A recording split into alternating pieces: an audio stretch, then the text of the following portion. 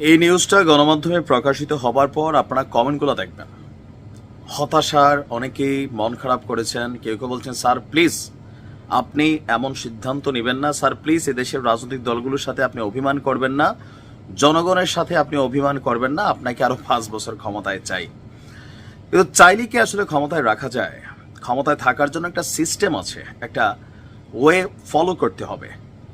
দর্শক, আজকের দিনের খুবই গুরুত্বপূর্ণ খবর হচ্ছে নির্বাচনকে আগামী ডিসেম্বরের মধ্যেই অনুষ্ঠিত করার জন্য আমাদের প্রধান উপদেষ্টা যিনি আছেন ডক্টর মোহাম্মদ ইউনূস সংস্কারের কাজগুলোকে দ্রুত গতিতে এগিয়ে নেওয়ার তাগিদ দিয়েছেন বা নির্দেশনা দিয়েছেন।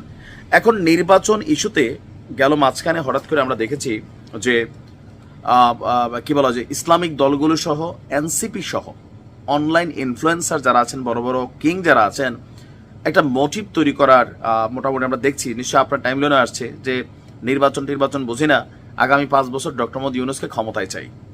তো এই যে ডক্টর মোহাম্মদ ইউনূসকে ক্ষমতায় চাওয়া নিয়ে গতকালকে আমাদের স্বরাষ্ট্র উপদেষ্টা বলছিলেন, রাস্তায় গেলে মানুষ বলে আপনারা আরো 5 বছর থাকেন। এটা নিয়ে আবার বিএনপির সমালোচনা করেছে যে উপদেষ্টাদের মধ্যে অনেকের খায়েশ হয়েছে আগামী 5 বছর যেন ক্ষমতায় থাকতে পারে।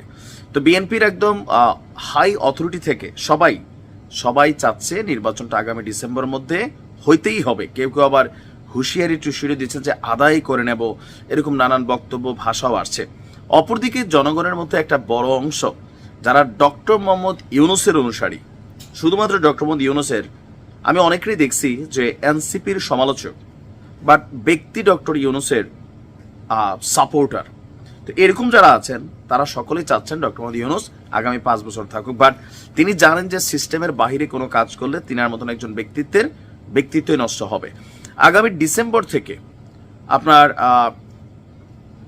কি বলা হয় যে 2026 সালের জুন মাসের মধ্যে, মানে এখন 2টা টাইম ফ্রেম এখানে আছে, বারবার যেহেতু আমাদের ডক্টর মোহাম্মদ ইউনূস বলছেন এই ডিসেম্বরের মধ্যে যদি যারা সংস্কার মানে কমিশনগুলো আছে তারা কাজ শেষ করতে না পারে, তাহলে এটা চলে যাবে আগামী জুনে, মানে জুনের মধ্যেই হয়ে যাবে, নির্বাচন শেষ হয়ে যাবে, হয়তো এপ্রিল মার্চে হইতে পারে। তবে আগামী ডিসেম্বরের মধ্যেই যেন নির্বাচনকে দ্রুত গতিতে সামনের দিকে আনা যায়, সেজন্য সংস্কার কার্যক্রম দ্রুত এগিয়ে নেওয়ার জন্য প্রধান উপদেষ্টা এবং জাতীয় ঐকমত্য কমিশনের চেয়ারম্যান আমাদের ডক্টর মোহাম্মদ ইউনূস তিনি নির্দেশনা দিয়েছেন। আজকে একটা বৈঠক হয়েছে 2টা কমিশনের সঙ্গে। সেই কমিশনের বক্তব্যের সূত্র ধরে প্রেস উইং জানিয়েছে যে এখানে আলী রিয়াজ সাহেব এবং বদিউল আলম মজুমদার এবং কি প্রধান উপদেষ্টার বিশেষ সহকারী মনির হায়দার তারা একসাথে এখানে বৈঠকে বসেছিলেন।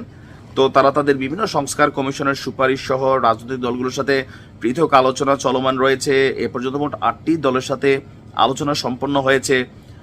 মানে এই বক্তব্যগুলো তারা সবকিছু সরকারের কাছে আপডেট করেছেন।